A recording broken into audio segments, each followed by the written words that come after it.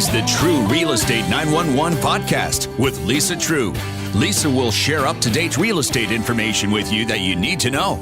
Welcome to Treu Real Estate 911. It's Brian Mudd, along with your local real estate pro, Lisa Treu, with the latest information that you need to know. And also, Erick Cantele is the mortgage partner of the Treu Group with Academy Mortgage.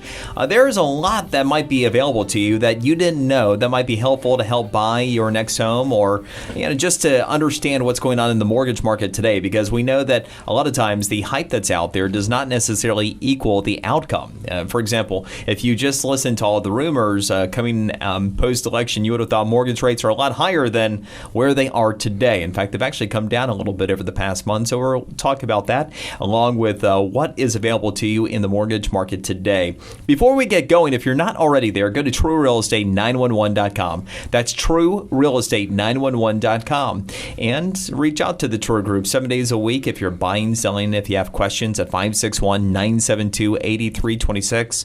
561-972-8326. Because the Treus, whether it's online or if you want to have a conversation, you will find no better resource for local real estate information. And these days, Lisa, it's very important because as you have been sharing with us, there are many different aspects of today's real estate market that are different than they were a year ago or even a few months ago. Give us a little bit of an idea of what's going on. The last time we talked, you said that it was really active throughout the Palm Beaches. Yes, we're seeing great activity in both our buying side of our 400,000 and under, and we're seeing some really good international interest right now as well. However, it's been a real focus on our part in our marketing and in our exposure, so it makes sense that that's what's happening in our world in Treu Group Real Estate. When we were taking a look at the January information, it looked like locally, Palm Beach County ended up performing quite well. Increase in sales year over year, average on existing homes, the appreciation was around 9%, both even performing better than the national average.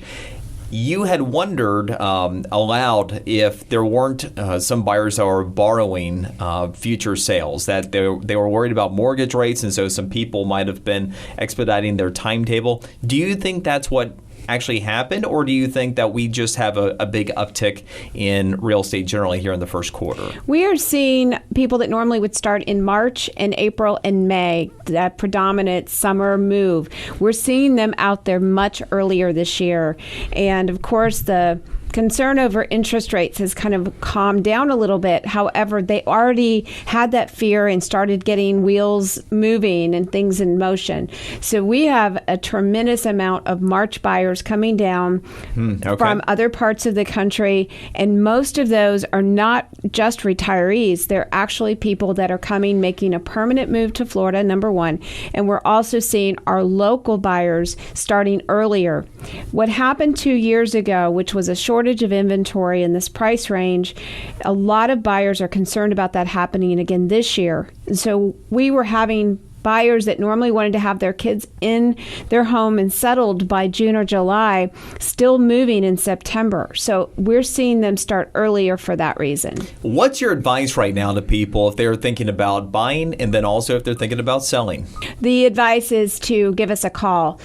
Don't wait, especially if you're selling. Don't think, oh, well, the summer market. I hear this a lot, that people think it starts about May. It doesn't start in May. It actually starts much earlier.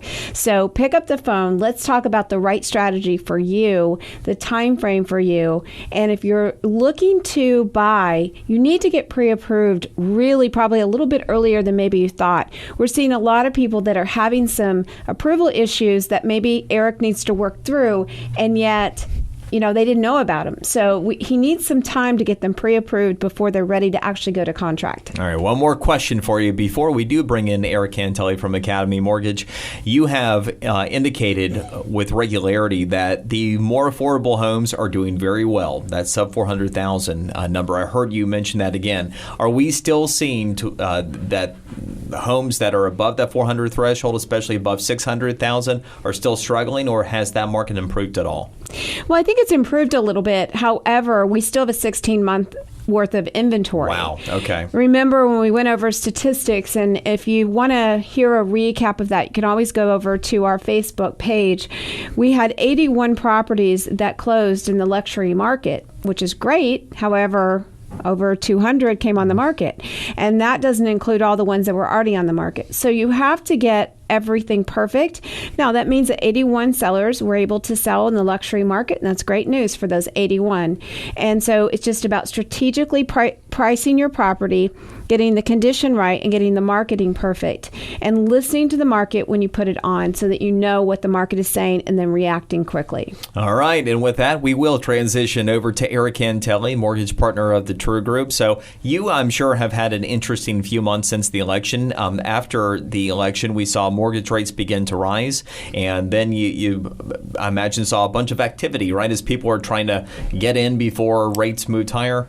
Definitely. Everybody was a little spooked by what they saw in interest rates, but recently, I'd say over the last couple months, everything has pretty much gotten right back to being a little bit more stable, and people are just finding that they want to get into the market a little sooner than they did before. Yeah, it's interesting because a lot of times the hype does not equal the reality. Now, every little bit in a mortgage can be a big deal. In a $420,000 home, I was just calculating this for a listener yesterday. If you're talking about financing $420,000, 0.5% can end up being $40,000 paid to term. So that's not insignificant. But the flip side of that is, the movement in rates from maybe the mid to upper threes to at the high point, the low fours, it's still very low in the context of the historical rate of mortgages. And what are some of the lower rates that people are able to obtain right now, say on a 15 and a 30-year fix? You're still seeing 15-year fixed rates somewhere in the mid 3% range, depending on credit and down payment. Mm-hmm. And as far as 30-year fixed rates, you're still in the low 4% range as well. Yeah, so there's still really great historic affordability there. And one of the things that I've tracked right along is, okay, what point are we breaking out to mortgage rates that are higher than what we saw even after the recession? And we had mortgage rates as high on a 30-year fix with good credit of just over 4.5% in 2012. And so, it's easy to get caught up in what we'd call recency bias, which is, I hear this going on so much, it must be a much bigger deal than it really is. So how often are you able to identify real affordability concerns rather than people that are finding that maybe the noise is exceeding the actual reality? Unfortunately, with the internet, there's a lot of noise. Yeah, people are. I hear you don't want to believe everything you read there. Exactly.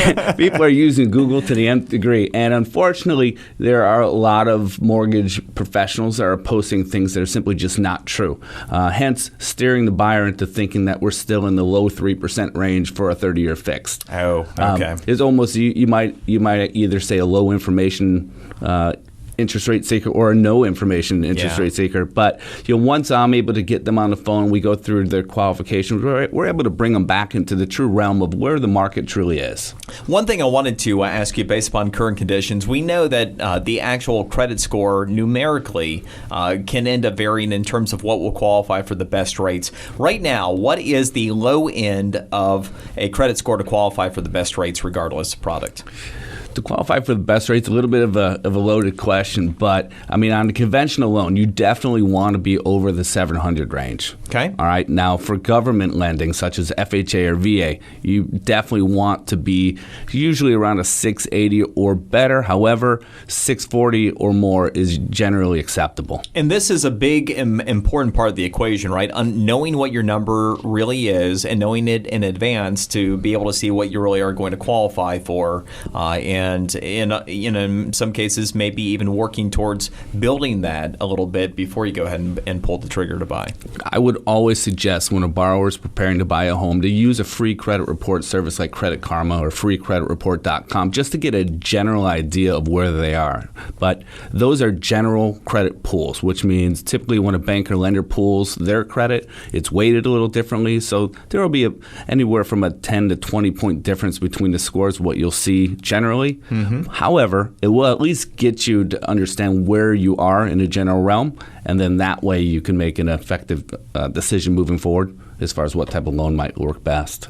Now, one of the topics you wanted to cover today is actually an opportunity that exists for people that might otherwise have a difficult time qualifying for a mortgage or be concerned that they might miss the boat. I imagine a lot of first-time home buyers that might not have highly established credit yet that are looking at the opportunity, especially Zillow recently said that our metro was the second best in the country relative to renting versus buying right now. And so I know that many people wish they had bought a couple of years ago. And the one thing that we always say seemingly year in and year out is more people a year from now will have looked back at this time horizon and wish they had made a purchase. And so this is a way to do so. Tell us a little bit about what this product is and how it enables people to be able to buy a home.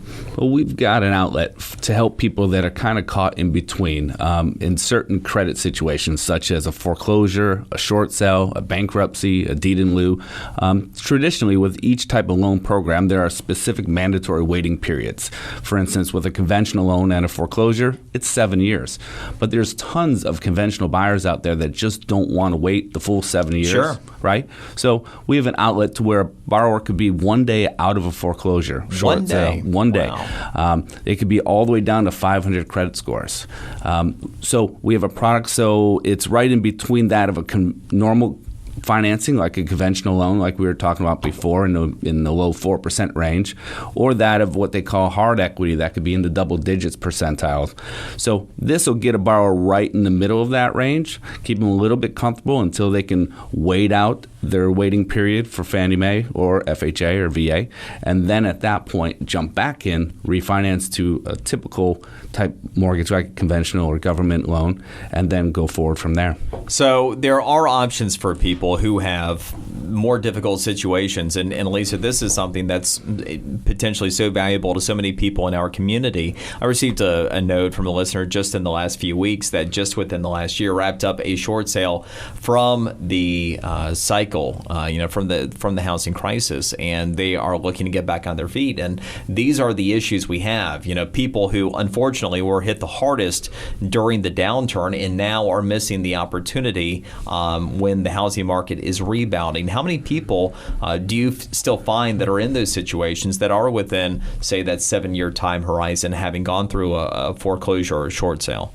Well, many are definitely in that situation and often turn to FHA or VA as a viable option. However, to be 1 day out of a short sale or foreclosure and to be able to have options so that you can get back to stability, because there's something about having your own home where everybody can feel comfortable and settled instead of being in a situation where you're at the control of so many other people. A landlord next year, you may love it there and may want to stay, and the landlord may decide to sell it. We're having that happen a lot.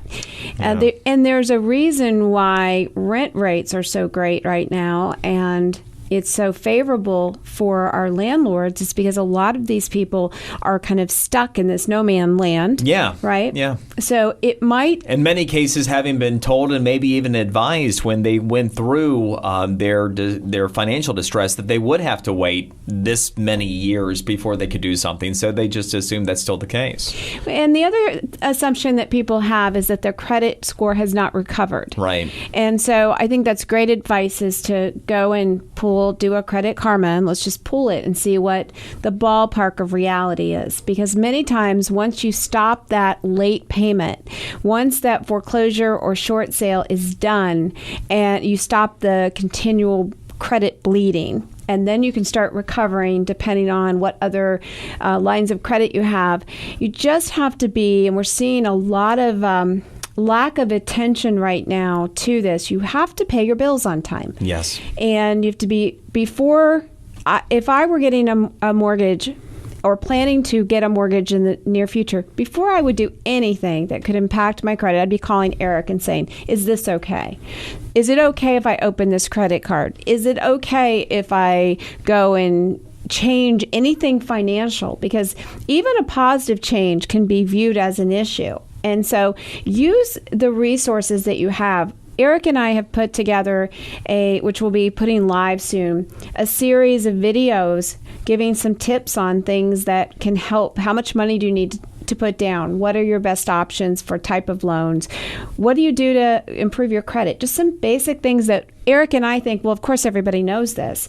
And then we have that client that goes out there and opens up a furniture store credit card right before closing, and we're going, wait a minute, and we tell them not to, and we give them advice, and yet, there's a lot that they're absorbing. So, you just, once again, check the resources that we have and just make sure that you're doing the right things for your credit. But pay your bills on time, and then let's explore. So if you had a short sale 3-5 years ago, a foreclosure, and you haven't purchased, you probably should be calling me. And let's just see what that looks like. Let's get you in touch with Eric and just run the numbers and see, because it probably, if you're like everybody else, is better for you to buy than to keep paying the rent for your landlord. You bring up so many valid points in thinking about people that are in a situation where they've had some adversity. If you have been through a short sale, for example, maybe a lot of people end up in this situation even these days due to a divorce, life circumstances like that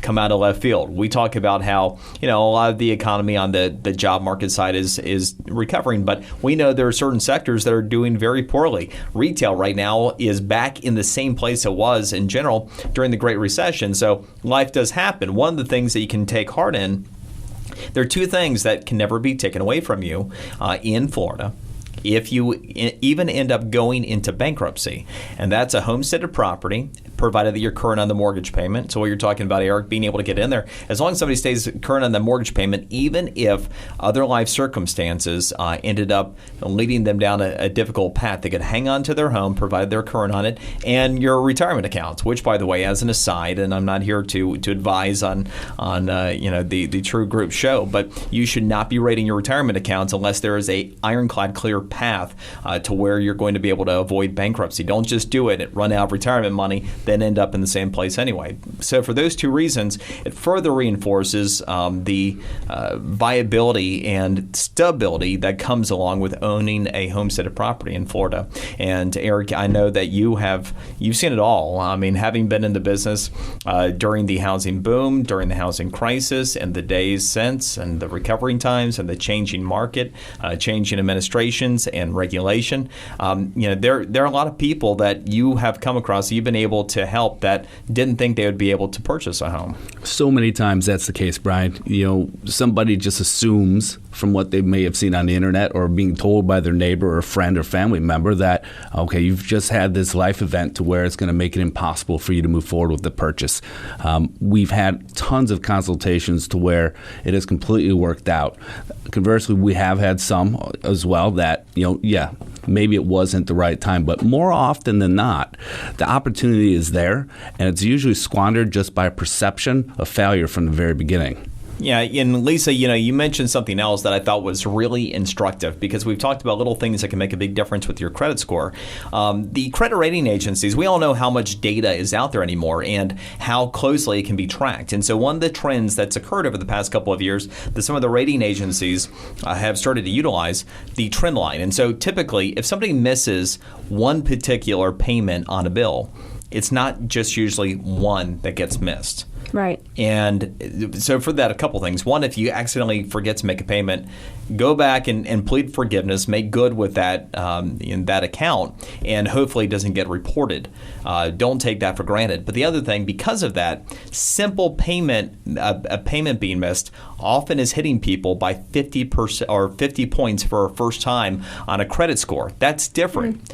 Prior to the recession, that average from what I was looking at was in the 20 to 30 point range. So it becomes more punitive to make even just one mistake that way. Think about the difference for 50 points for a lot of people in terms of what that could mean. And the other is on the inverse that we're talking about. Eric, you're talking about how 500 credit score, one day out of a short sale. Well, because the data is also more intuitive, if you have somebody who has a history of having been responsible, but there's one obvious life circumstance that occurred that can be pointed to, and there's a demonstration of how they're going to be able to make good, there also is more understanding that way than there used to be.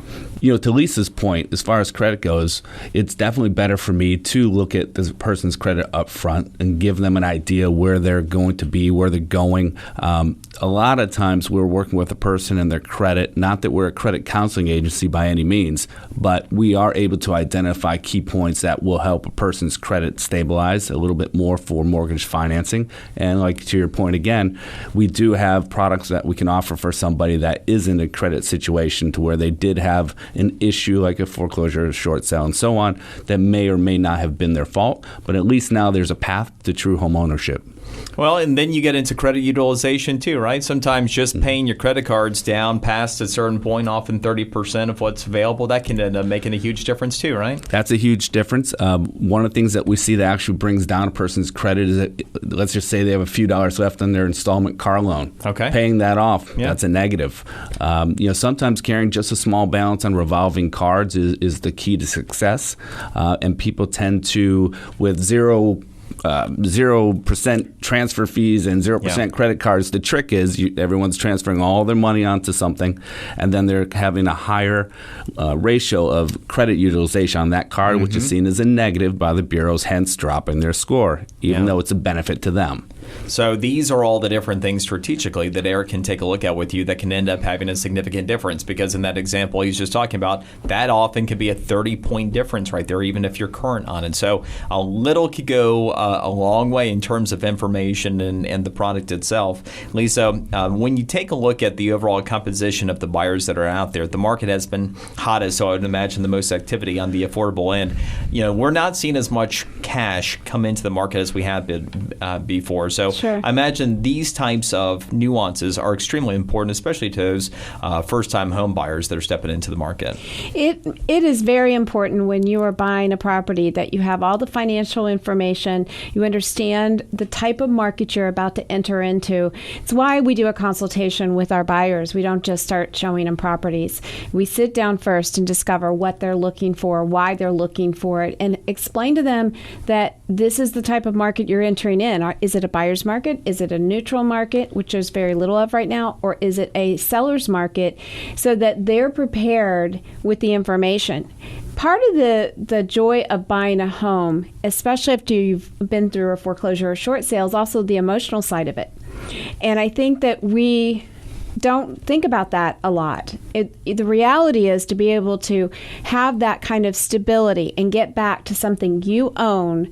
So that's why I love this program. And even though, yes, the interest rate is a little bit higher, it's not forever, because you're going to continue to do the right things so that you can eventually get a lower rate loan. But it allows you to get back to that mental plus of owning a home. And it is a big deal. And like you said, coming out of divorces, a job loss, or an illness, I mean, there's some legitimate reasons why people go through those situations, but this allows them to recover emotionally a lot faster. Yeah, it makes perfect sense. And also cost controlling. Even if you're taking a look at a higher mortgage rate, if you do have a situation that is a little more difficult to work through, you have no control over what next year's rent is going to be, let alone the ownership and the ability to build equity there. And, Erick, when you take a look at the overall rental market today and what rent rates are, you take a look at, what a mortgage affordability looks like. Zillow was saying it was number 2 in the country for our particular area. How many people have you actually been able to save money when they've come to you to purchase and they make a mortgage payment relative to making a rent payment? Honestly, rents are so inflated right now. No matter where you're going to fall in the range, whether you're FHA, conventional, or you do fall into this program we're talking about, the difference in your monthly payment is so far less than what the inflated rental rates are out there right now. In addition, you have an interest deduction on your tax returns. You have so many benefits. And like Lisa was saying, on the emotional side, you have a baseline of stability now. Yeah. You have something to start over with and move forward with and grow. So it's great on all different fronts. All right, makes perfect sense. And one thing I want to add about that, it also locks in, if this is your primary home, which it would be for this type of program, it locks in your property tax base, because that's one of the biggest things. And let's face it, your landlord doesn't have that same benefit. Right. So taxes keep going up and up. And guess who pays that? It's not coming from the landlord's profit. Nope. It's one of the reasons why we're seeing our rents rise every year, because that amount has gone up, and we're going to see them go up again this year. It's going to happen. And so it's important to understand that it's another way that you can project what your expenses are going to be, instead of just be at the guess of what happens with our property taxes. That is such a good and an important point, because people have heard that rent rates have been rising, and they have been anywhere an average of 5 to 8% for the past, I think it's 7-8 years now. And so you hear that and it's like, oh, okay, well, I guess it's just the market, or maybe a greedy landlord that can get away with it. What you're talking about has been driving it. At least half of that locally has been driven by increases in property taxes, because there are no protections for those landlords. Yes, I obviously the landlord wants to make profit, and yet many of our landlords that have honored and not raised prices, they've been in the hole for the last few years. And so if they're going up, it's probably been driven by property taxes. So it's another reason to buy and lock that in, because as a primary person, you can hit homestead exemption, which gets the Save the Homes benefit, which completely allows you to know what pretty much your taxes are going to be year after year after year, instead of having these big surprises. That's great information. So, Eric, as we wrap up today, if you want to just give us a rundown real quick of some of the information that people should be thinking of and have ready to go if they want to position themselves for a mortgage right now. Certainly. Step one. Pull your credit report through a free credit reporting agency like Credit Karma or freecreditreport.com, just to get a baseline. Sometimes there's things on your credit report you don't know even existed. So true. Second, you want to have all your finances in order, have your paperwork ready. And it's the same. This list is the same for just about everybody. And it's the last 2 years' tax returns and W-2s, your last 2 months of bank statements, and your last month of pay stubs. As long as you have all these things put together prior to getting pre-approved, the process is seamless. But if you don't have it all ready yet, it doesn't mean you shouldn't start. We'll start at that level too. It's just that some people have the time to be a little bit more organized than others. But no matter where you are in that stage of buying or getting pre-approved, we'll make sure that we work you all the way through. There's sometimes it takes a day to get somebody pre-approved, and there's sometimes where maybe they're not as prepared as they thought, and it may take a little longer. But at the end of the day, we'll get them through. Still able to close in under 30 days? Definitely. All right, so get started today. If you want more information, again, get started right now at Treu Real Estate 911.com. If you're not already there, it's the best local resource you're going to find for real estate information anyway. The video, the Treu's post constantly to keep you informed. You get the latest market information. You have the ability to search the MLS like a real estate pro yourself. I mean, the Treu's pay for that, so you can see everything in real time. If a home goes under contract, you see it. If it gets listed, you see it right away. It's so cool. Even if you're just kind of a real estate voyeur, it's a neat thing to check out. So Treu Real Estate 911.com, and of course, buying, selling questions 7 days a week, 561-972-8326, 561-972-8326.